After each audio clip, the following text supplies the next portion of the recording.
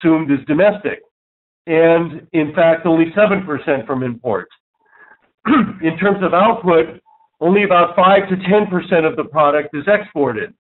So I'm focusing on the domestic food economy, noting that trade is important in a few products, but the domestic sector is by far the most important. So I'll focus on that. Now I'll go to slide number 3.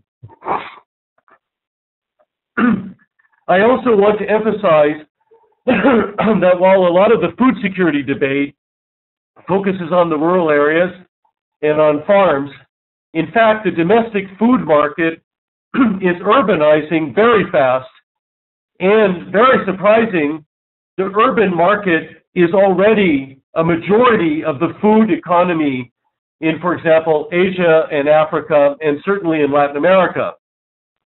On the one hand, we note a rapid urbanization of the population. In Asia, the urban share of the population was only 18% in 1950. Now it's about 44 to 50%, and will be about 56 to 60% in a few decades. Africa already has 40% of its population in cities, and in fact, the urbanization rate is growing the fastest in the world.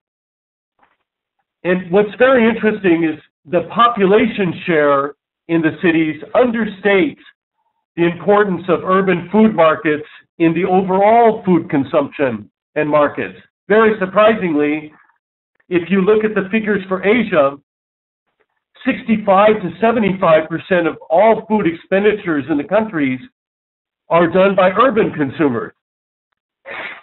And then in Africa, surprisingly, it's already half of total food, and 60% of marketed food is by urban consumers, similar to Asia. And look at it, it's about 5 to 6 times more important than trade, because export share is only 5 to 10%. So the urban market is extremely important for the value chains. Slide 4 shows that rural urban food value chains are already the majority of food in these countries, and therefore there's an extreme importance of these for national food security and, of course, for farmers' incomes. These chains are changing because of the rise of the importance of cities, that you find a lengthening of value chains from selling food locally to now selling food more and more distant.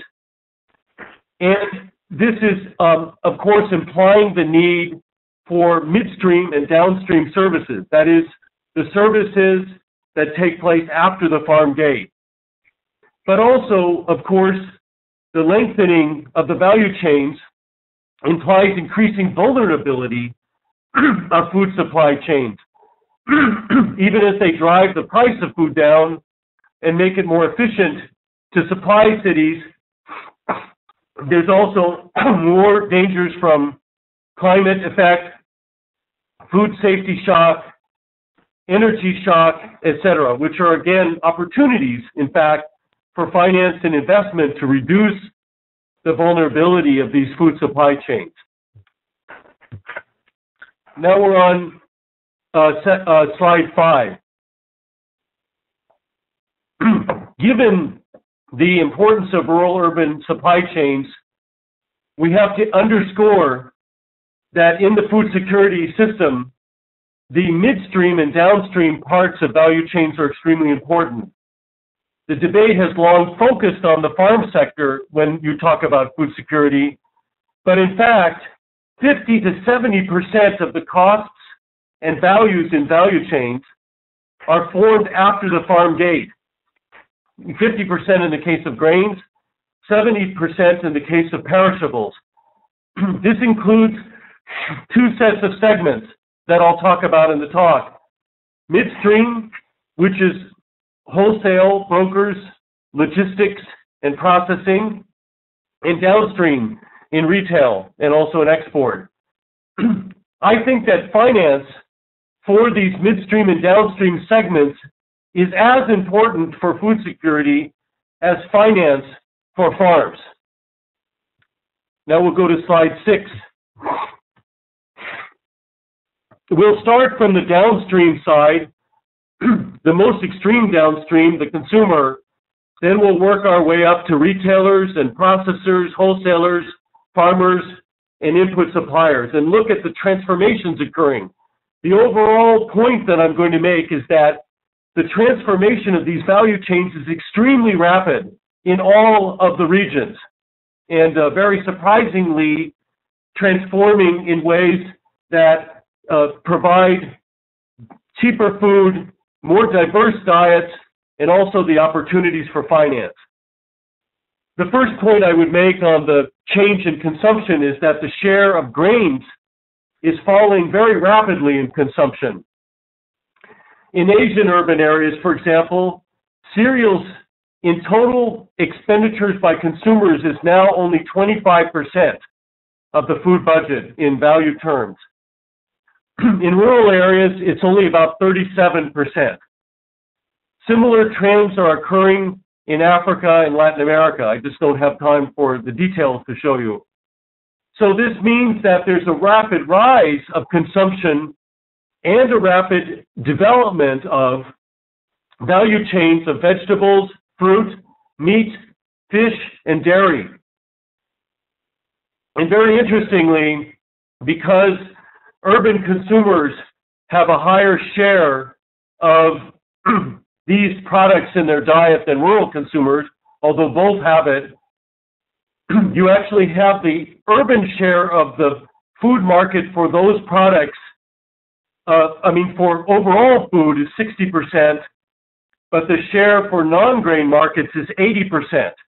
That is, if you're developing markets in vegetables, fruit, meat, fish, and dairy, the great majority is in urban areas, and maybe 95% of that pie is in domestic urban areas versus a very tiny share in export markets. We'll go to the next slide. This implies an opportunity for finance for perishables that's huge. The cold chain and logistics requirements of perishables and the irrigation and greenhouse requirements upstream will not only be very large right now, but be growing very fast.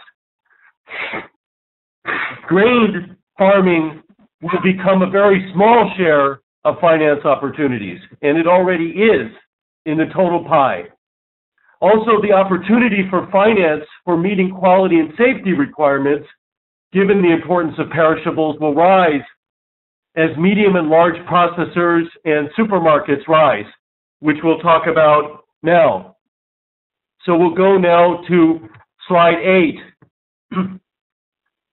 This is something I've written a lot about and very excited about, is that there's been a supermarket revolution in Asia and Latin America, and also emerging in Africa from about the 1990s on, especially in the 2000s. Most of this change has been in urban markets, and it's transformed those urban markets, which I told you was about 60 to 70% of the food market.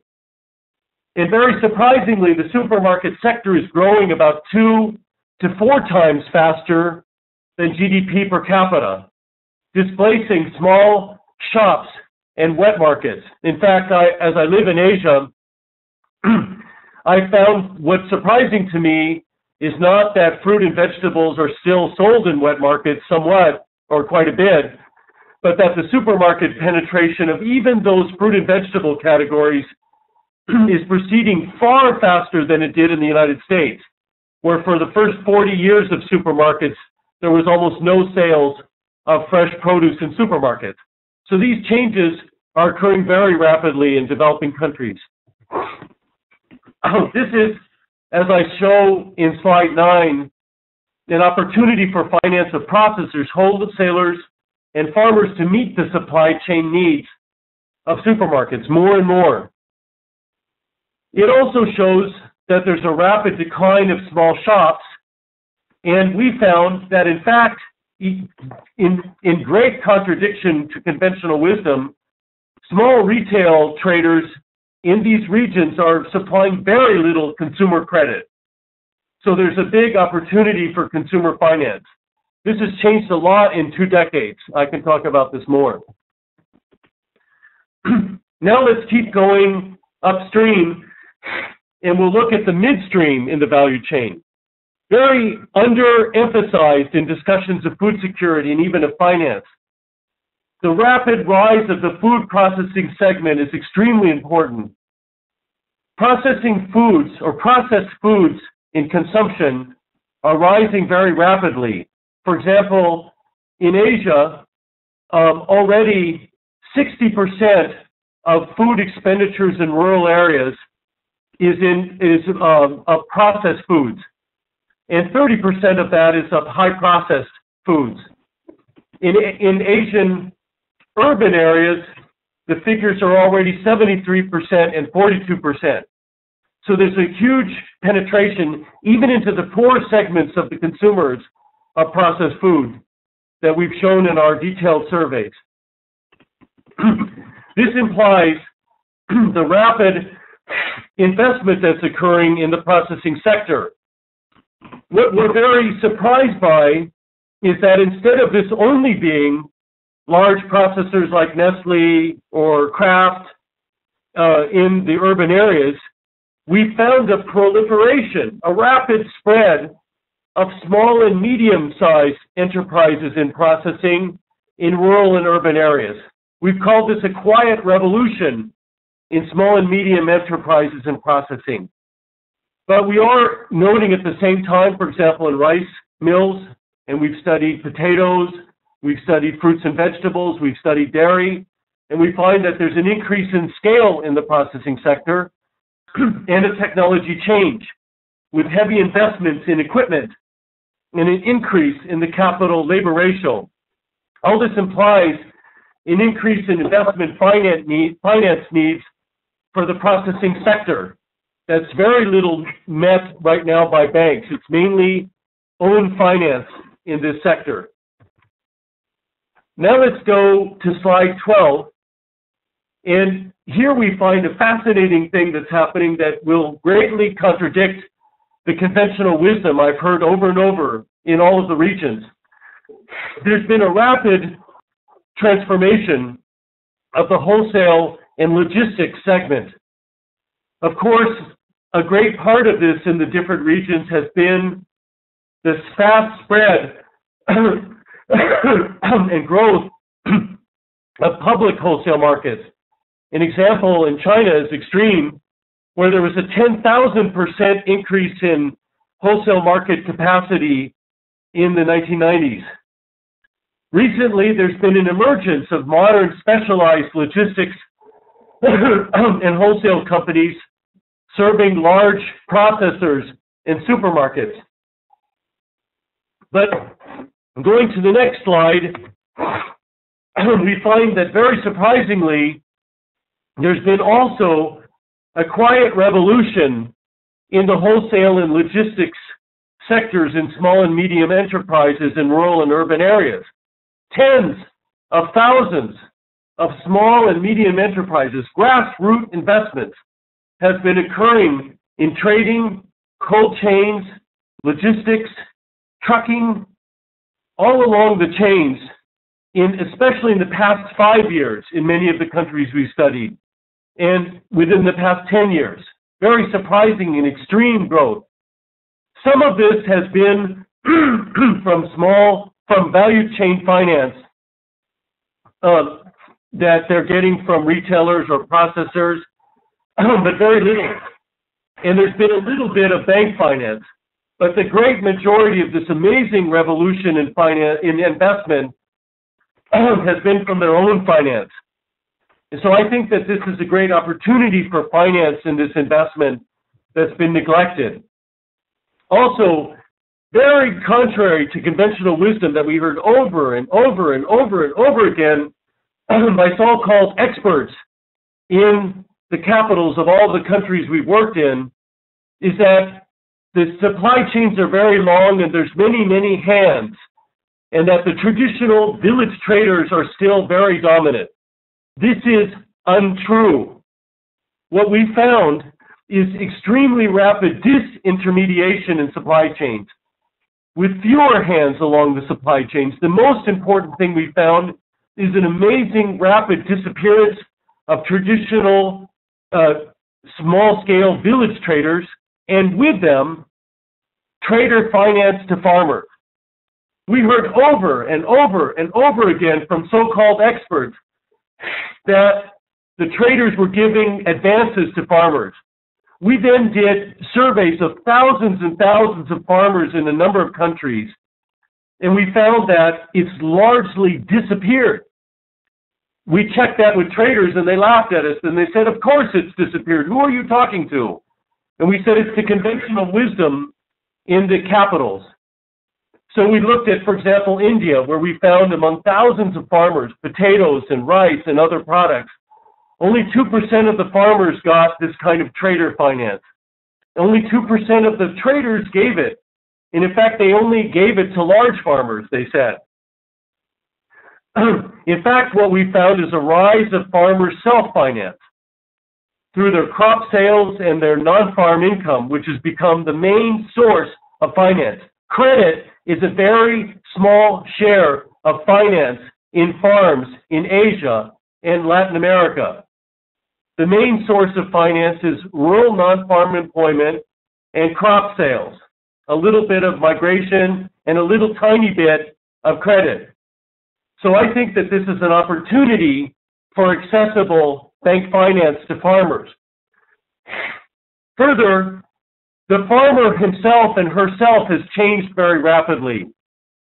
We found, as I linked to what I just said, that there's been a rapid agricultural commercialization. We were shocked by how far this has gone in Asia and even in Africa. Farmers are heavily engaged in the market as sellers and buyers of food. In Asia, in our huge surveys, we found that rice farmers, for example, sell 60 to 90% of their crop. The subsistence rice farmer is a museum piece.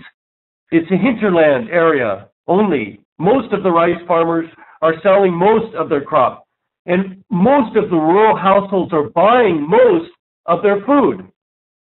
Only in the hinterland areas, maybe in the mountain areas, etc., you find a difference, but the majority of them are buying maybe 60 to 80% of their food. So they're really involved in the market economy, and they're financing their food consumption from both crop sales and, very important, is rural non-farm employment. It's amazing how little this is in the debate. People talk about migration. Migration is very small share of non-farm income of rural households in Asia, Latin America, and Africa. Actually, what's important is the local rural non-farm employment. About 40% of rural incomes in Asia, 50% in Latin America, about 40% in Africa. So this is how they're financing now. Way, way more important than credit. But credit has an opportunity in this case because it's not always very well distributed. Finally, there's a transformation of the input supply sector. This is primarily because farmers are also intensifying their production quickly with the adoption of chemicals, seeds, and farm machines, especially in Asia and Latin America and in the more dynamic areas of Africa. This means there's a huge expansion of the input supply sector with a large investment by small and medium enterprises. And of course, at the edge, emerging are the large-scale players like the big input supply firms. But this all spells large opportunities for banks and microfinance to finance retailers, traders, and processors of inputs in the developing input supply chain. So with that, I'm wrapping up my half-hour talk and emphasizing that the name of the game is mainly domestic food economy with a little bit of trade.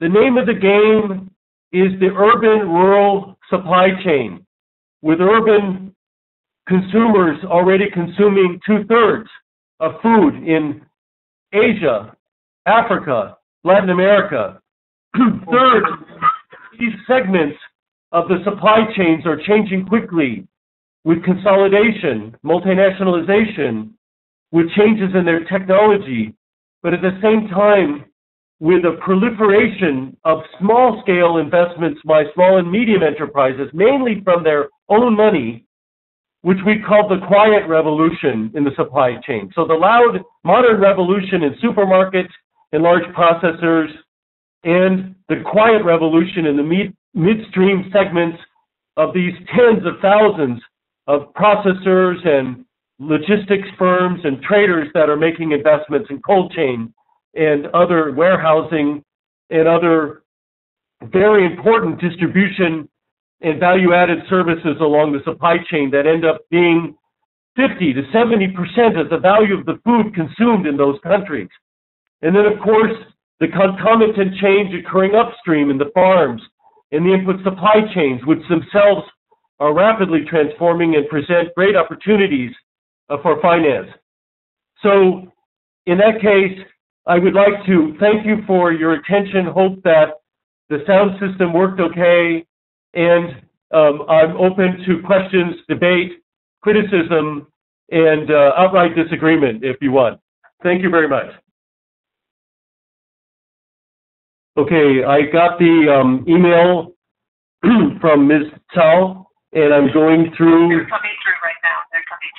That we started the rest. Oh, okay. So I'll start with I have one called, this is Roberto from Mexico, and he says, do you have any statistic that shows how many of these processed products are coming from small farms?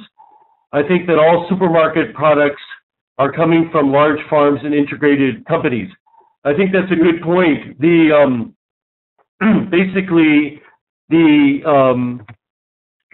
small farms, it depends on the product. In the case of Mexico, for example, there's, some of the products, for example, in fruits and vegetables are coming from small farms and going through the wholesale market. Others are coming directly from larger agribusiness companies like pineapples. So it depends on the product. And small farmers are still involved in selling, let's say, through the wholesale market for fresh product. And then also small farmers could be involved in selling grain to processing companies that then produce products for the supermarkets.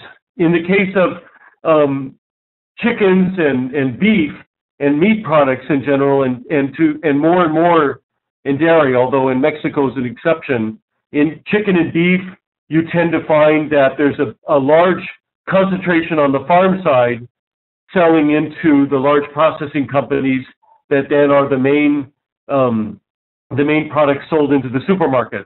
So the short answer is you have a process that's slowly, in some cases quickly, focused on larger farmers in particular segments where there's economies of scale.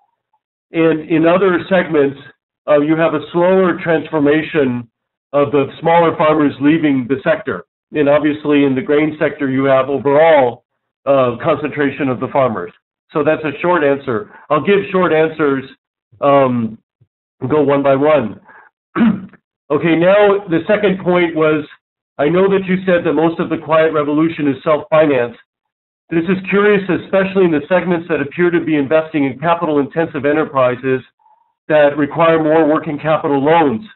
Okay, well, we have a lot of specific studies on this for the rice sector, for example, and the potato sector in Asia, where we find that the larger companies have a higher share of bank loans for the working capital and also the investment capital.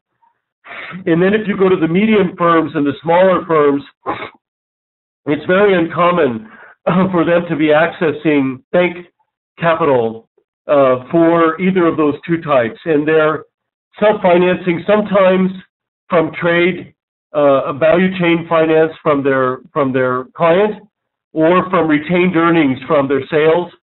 And also what we found is that a lot of processors and wholesalers at the medium and even large scale are coming from other segments. So, for example, cold chain operators in Uttar Pradesh in India are coming out of other manufacturing segments and financing their operation from retained earnings from the other sectors. This is also something we saw in Chile and Mexico and other places. So this sort of intersectoral transfer of finance to finance the startup and the working capital. But I think there's an opportunity in banking, to supply accessible finance for those.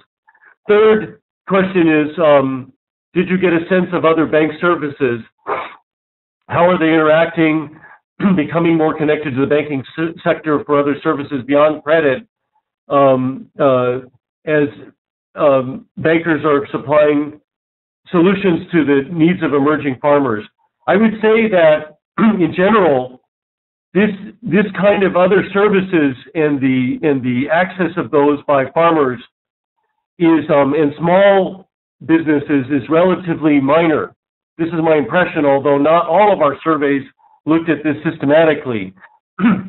Still, most of them are relying on the trader finance if it's beyond the farmer, retained earnings, some bank finance, and then for services just on their own services and not for bank services. But I'm not an expert in this, and I'd say that we've observed little of it.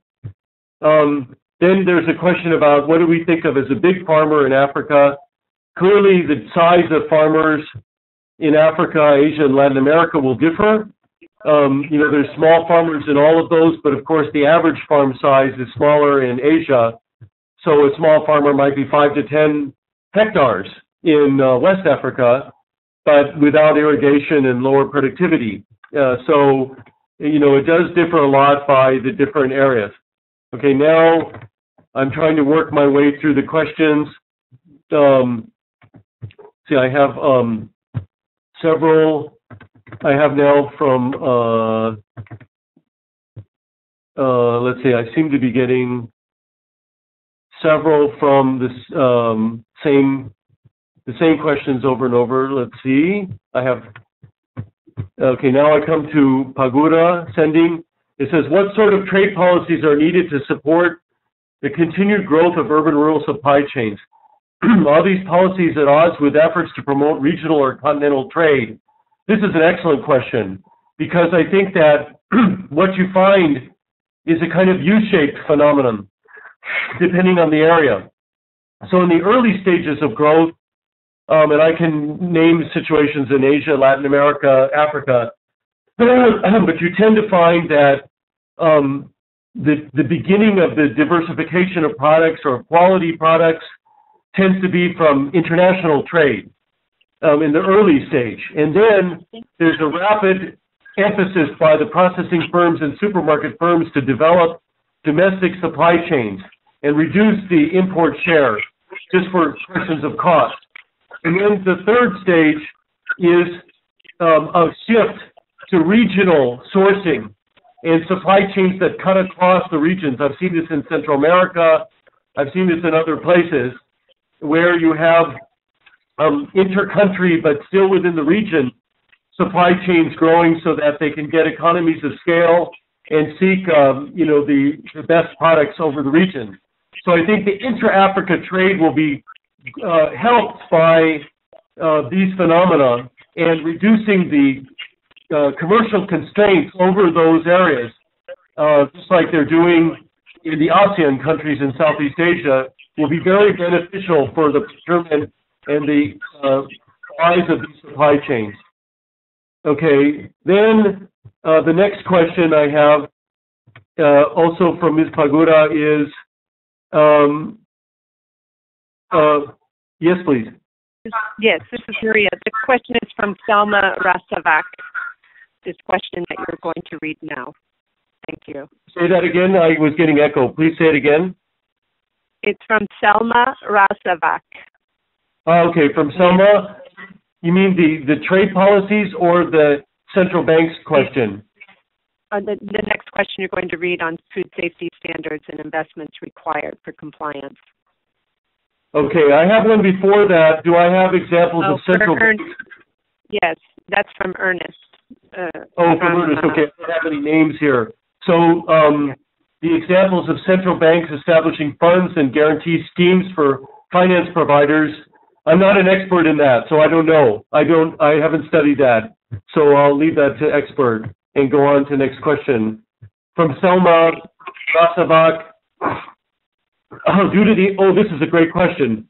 Significant investments needed for compliance with food safety standards.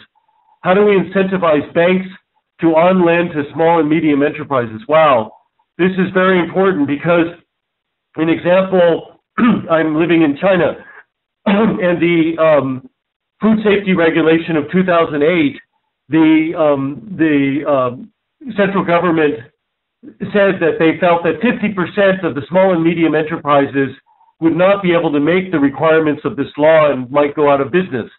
Certainly in the United States in 1910, after the food safety law of 1908 or whatever it was, you had 80% of small food firms in the cities in the United States going out of business. So this is definitely important. And what we've seen is that the small enterprises have a difficult time accessing bank finance for these kinds of upgrading.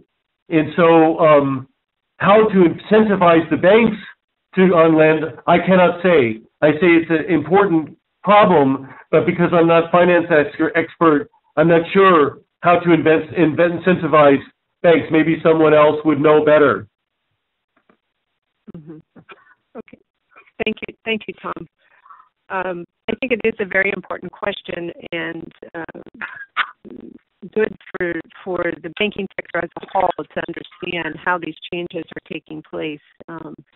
In short, there may be ways to incentivize them to enter this market, but as a primary and necessary condition, understanding what's happening in these SMEs and how they're changing and becoming more sophisticated and modern. This is a good opportunity for banks to service them. I have another question here. There was a question of clarification from Gene Moses, and he said it is building on Kennedy's questions. He would like to know, what do you mean by both disintermediation is happening in the value chain, and how value chains are lengthening geographically? He said, aren't these value chains becoming shortening instead? So we'd like some clarification. Yes, I should have made it clear in the talk. The lengthening of value chains is the geographic lengthening.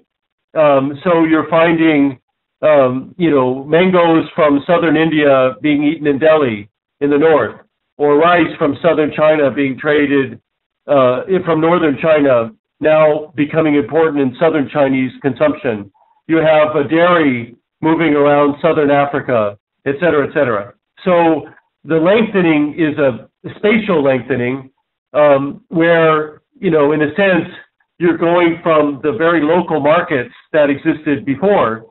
With that, you have also changes in the structure of the supply chains, because at first, as the supply chains lengthened geographically with rural areas selling more and more and more to urban areas, then there was a proliferation of small village traders and then medium-sized rural intermediaries between them, rural wholesale market, let's say, and urban areas.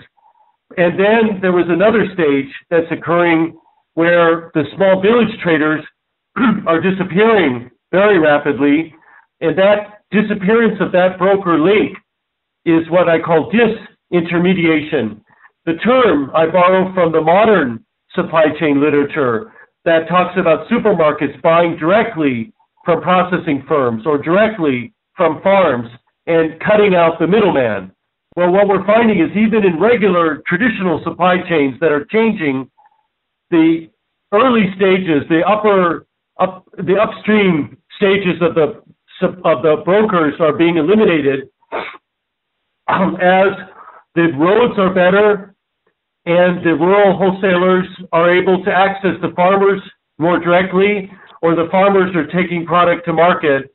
And with that is the demise of the old relationship of the village trader being the moneylender as well, so that the two things are dying quickly together. Okay, thank you, Tom. I have a question here, most likely from a microfinance institution professional.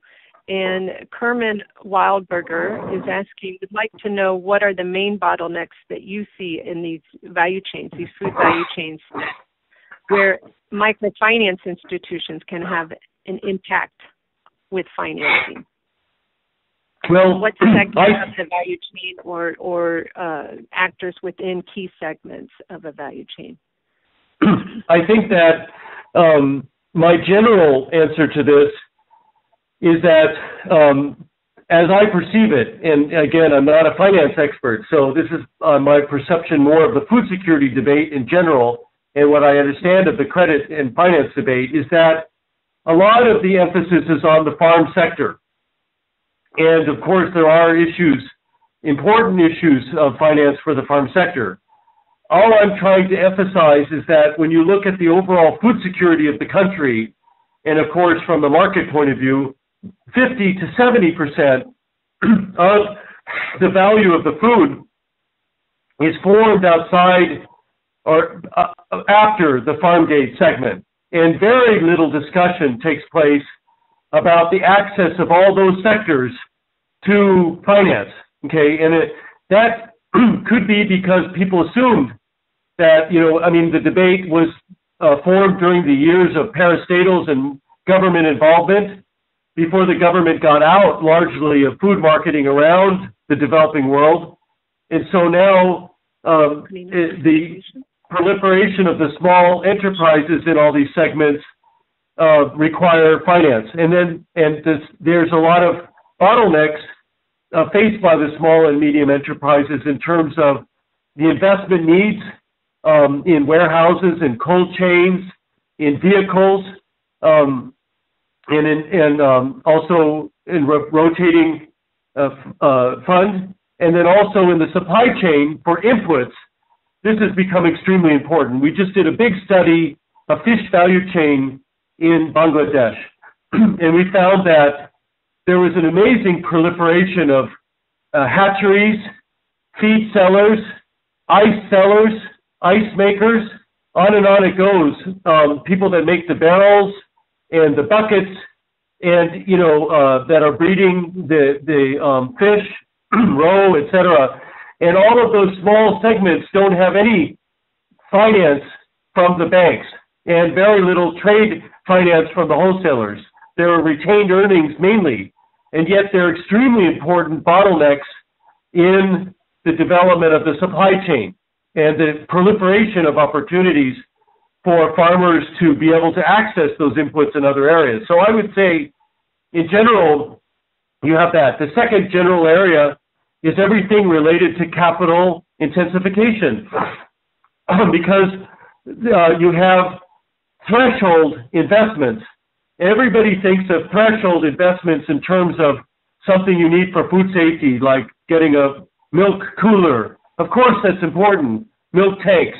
But then there's all the other threshold investments of trucks, of the ice making machine. There's investments in electricity grid, which could be off-grid or connections to the electricity grid.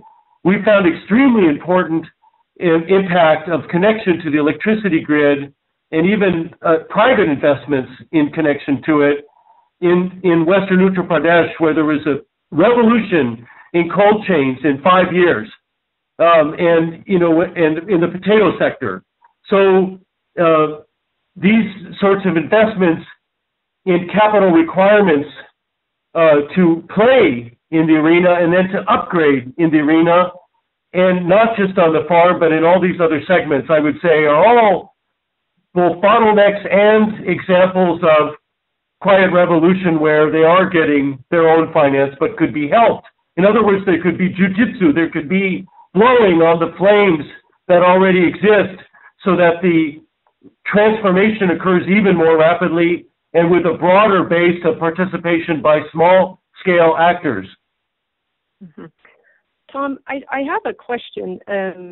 just to wrap up, because we're getting close to the bewitching hour, 10 o'clock, and I do apologize to everyone for the technical difficulties that we encountered on our side. But I would like a closing remark. You've been on the ground closest to where these matters are taking place, the quiet revolutions at different segments. And you've done all this research, written it up in all sorts of ways and made it accessible and distributed it widely.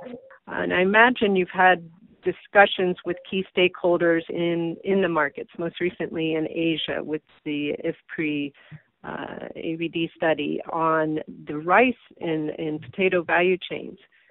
To what extent had the opportunity to share this information with the banking sector, or what extent were they involved in any of the discussions of the outcomes? And then lastly, do you see, not to borrow your phrase, do you see any sort of quiet revolution, or let's just say more interest from the banking sector, not being pushed by the public sector, but from the banking, a real genuine interest where they say, hey, there's a market that I want to invest in? Do you see any movement in the markets in the research you've just conducted? Okay, this is a great question, and I can say that I have been remiss and inadequate in communicating with the banking sector. So I really have enjoyed this opportunity, and I feel that one of the reasons for that is that a lot of the initial exposition of this analysis has been at the policy circles. And what we've been amazed by is that the policy circles have been very surprised by the quiet revolution in the supply chains and as well as the modern revolution. That the information mechanisms of the ministries of agriculture and commerce and others of finance are extremely inadequate to track any of this. So we were stunned, like even the Planning Commission of India, which I hold in extreme esteem. When we gave this talk in front of them, the head of the agricultural sector expertise in the Planning Commission of India said, "You have changed our view of rural India today." And that was the most stunning moment of my life, because I was humbled, because I felt like I didn't know what was not known. We were just excited and amazed by seeing that within the dynamic areas and zones, there was this massive ferment of change that was occurring very rapidly. I think that in those capitals, not just policymakers, but maybe even the finance community is under-informed because the data are not available of the extent of the opportunities and challenges. And that might be wrong. Maybe they do know. And I certainly have been remiss in talking to those audiences. And I do see that where there is innovation, for example, where banks are guaranteeing processors by lending to farmers that are supplying to processors that are giving contracts. You see this here and you see it there. But actually, one of the things I didn't mention in my talk is that we found almost no contract farming in Asia. Okay, and it was amazing to us because we studied the mango supply chain, the fish, fruit and vegetable, rice, potato, dairy, and throughout those, very often people said, we think that there's a rise of contract farming. And then when we went to the field and did these massive surveys, we found, I would give a raw figure of about 5% maximum in all the non-grain, and 0% up to a maximum of 1% in the grain. So that the contract farming, where you often found the banks getting involved, was just the edge. And then another thing that I could say that, is that a lot of the transformation was occurring to the extent that a lot of the wastage debate, I'm not going to start raving about that, but it's one of my pet peeves. People talk about 40% wastage in the supply chain. We found a maximum of 5% wastage in the perishables supply chains, 1% in rice. And so what that implies, and we talked to traders about that, and they said, we don't know who you're talking to or what they're drinking or smoking, but this whole idea that there's so much extreme waste that's going on in the system, or that there's so much trader advances, or that there's so much, contract farming, all these things are not occurring, extremely minor. And what really is occurring are all these small-scale investments by the thousands of small players, and those are the people that need to have the finance and the accessible bank opportunities. Well, Tom, I really, from the bottom of my heart and the rest of the team here, I really would like to thank you for very enriching presentations. It has been, as in the words of one of our attendees, a very eye-opening experience to all the opportunities for financing. On the part of AgriFin, I think we have a role to play in that interface from all the research in the publications that you have done in making that information accessible, in packaging that in a way that would be very informative to our contingency of agricultural bankers. So we will try to do our best in that regard. This was a first step, bringing you online here and making you accessible to our community. So again, I want to thank you for your time, taking time out in your very busy schedule. Your passion is infectious, so for me personally, that was very rewarding, and I appreciate the opportunity. Before ending, though, I would like to reach out to everyone and ask them to please fill out our brief survey appearing on this screen at the end of this webinar. Please do try to fill those out. They're very important to us as a team as we try to improve the quality and delivery of the webinars. If you have any remaining questions for our speaker, we'll do our best to facilitate an offline discussion between Tom. I'm sure he would be more than happy to respond to any remaining questions. Do please feel free to please see the recording of this webinar, share it with your colleagues and friends, and be sure to look at the publications, all of the publications associated around this topic that Professor Reardon has produced. So I'm sure he would be happy of you sharing his research more widely as well. So just lastly, on behalf of the entire AgriFin team, I would like to thank you again, Tom, for contributing to knowledge exchange in this space, bringing in a new element to the discussion, a very important one. And I'm sure that the information that everyone received today will really be helpful as they move forward in their respective professional careers. So thank you again, and I look forward to our interactions, future interactions, because this is a discussion that's just beginning. So thank you, Tom. Thank you, Maria, and thank you to all the participants and Ms. Tal for this great opportunity. I really am honored and excited by it, and wish you all a good day or night, depending on your region. Okay, great. Thank you. Okay, bye-bye. Bye-bye.